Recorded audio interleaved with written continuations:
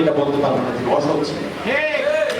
বলেছে শেখ হাসিনাও কিন্তু বলে নাই কিন্তু অসৎ, সারাদিন তো গালিগালাজ করতো, কিন্তু সে বলে নাই উনি অসৎ ছিলেন, লোভী ছিলেন, টাকা পয়সা বলে নাই। সেই লোকের সঙ্গে বন্ধুগণ দুলু ভাই বলবেন অনেক কথা, ওনার এলাকা উনি অনেক কথাই বলবেন। আমি শুধু বলবো যে আপনারা সবাই একত্রিত থাকবেন, ঐক্যবদ্ধই সবচেয়ে বড় শক্তি।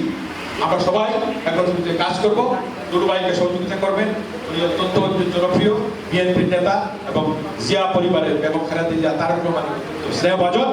তাকে আপনারা সহযোগিতা করলে আপনার এলাকার উন্নয়ন হবে, কারণ তার সেই সুযোগ আছে সরাসরি কথা বলা, সরাসরি কথা বলতে পারবে।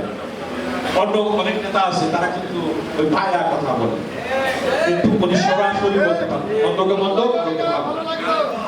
সেই সেই সুযোগটা আপনাদের আছে। আমার আপনাদের সবাইকে ধন্যবাদ জানিয়ে আজকের মতো আমার বক্তব্য এখানে শেষ করছি। আল্লাহ হাফেজ। বাংলাদেশ জিন্দাবাদ, বাংলাদেশ জাতীয় দল জিন্দাবাদ, জাসাস জিন্দাবাদ। আমাদের নেতা শহীদ প্রেসিডেন্ট জিয়াউর রহমান অমর হোক, আমাদের নেত্রী বেগম খালেদা জিয়া জিন্দাবাদ। কারণ এর অহংকার